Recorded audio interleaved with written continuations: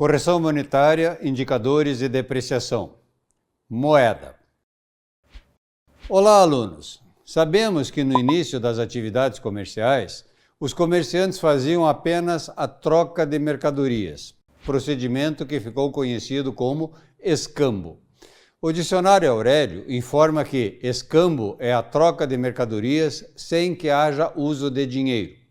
Com o passar do tempo, alguns mercadores passaram a afirmar que a mercadoria que produziam valia mais que outras e por isso não queriam mais realizar as trocas. Assim foi criado um impasse. Qual mercadoria valia mais e quanto a mais? Foi verificado então, segundo o Crespo, 2009, a necessidade da criação de uma mercadoria única que fosse facilmente transportada, aceita por todos os mercadores e de valor constante. Esse autor ainda diz que essa mercadoria passou a ser o padrão de trocas e de comparação de valores dos demais produtos. Esse padrão tornou-se assim a moeda da comunidade. Ainda assim, continuavam alguns impasses, como qual mercadoria valia mais? E que mercadoria seria essa terceira, aceita por todos os comerciantes? Várias mercadorias passaram a ser consideradas aceitas como mercadoria de troca, entre elas o gado, principalmente o bovino, o sal e até mesmo os escravizados. Mas ainda persistia o problema: qual mercadoria valia mais? Ou seja, quantas cabeças de gado valia uma peça de tecido? Como fazer esta conversão? Nesse contexto, uma mercadoria começou a se destacar: o metal. Ele apresentava inúmeras vantagens em relação às outras mercadorias, porque era facilmente fracionado e transportado. Tornou-se então a principal unidade de valor para a troca de mercadorias. Inicialmente, o metal era trocado em seu estado natural. Depois passou a ser comercializado em formato de barras e de joias.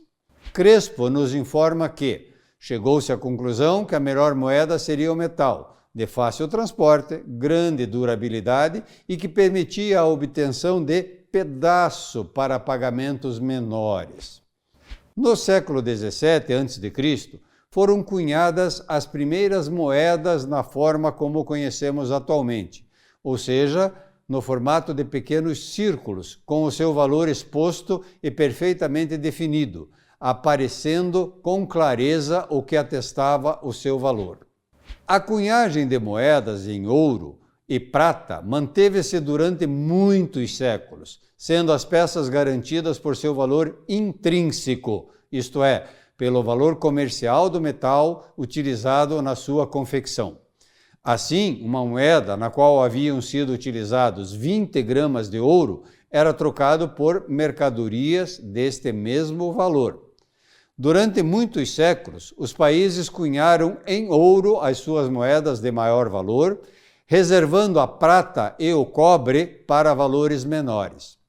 Estes sistemas se mantiveram até o final do século XIX, quando o cuproníquel, cuproníquel significa uma liga de cobre e níquel, e posteriormente outras ligas metálicas passaram a ser muito empregadas, passando a moeda a circular pelo seu valor extrínseco, isto é, pelo valor gravado em sua face, que independe do metal nela contido. Essa informação é do Banco Central do Brasil, que continua dizendo: na Idade Média surgiu o costume de se guardar os valores com um ourives, pessoa que negociava objetos de ouro e prata. Este, como garantia, entregava um recibo. Com o tempo, esses recibos passaram a ser utilizados para efetuar pagamentos, circulando de mão em mão e dando origem à moeda de papel.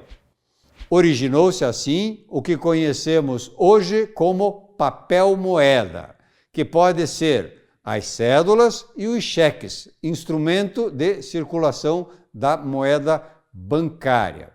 Banco Central do Brasil continua nos informando que as células retratam a cultura do país emissor e nelas podem-se observar motivos característicos muito interessantes, como paisagens, tipos humanos, fauna e flora, monumentos de arquitetura antiga e contemporânea, líderes políticos, cenas históricas, etc. As cédulas apresentam ainda inscrições, geralmente na língua oficial do país, embora muitas delas se encontrem também as mesmas inscrições em outros idiomas. Essas inscrições, quase sempre em inglês, visam a dar à peça leitura de maior número de pessoas. Apesar de todas as garantias que o órgão emissor das moedas tomava, algumas moedas passaram a valer mais do que outras, por vários motivos, entre eles a preferência por determinada moeda, ou seja, quanto mais se preferia uma determinada moeda, mais valor ela ganhava. Tal fato faz com que ocorram desvalorizações de algumas moedas. Concluindo, o que nós vimos nessa aula? A troca de mercadorias, o escambo e a história da moeda. Bons estudos!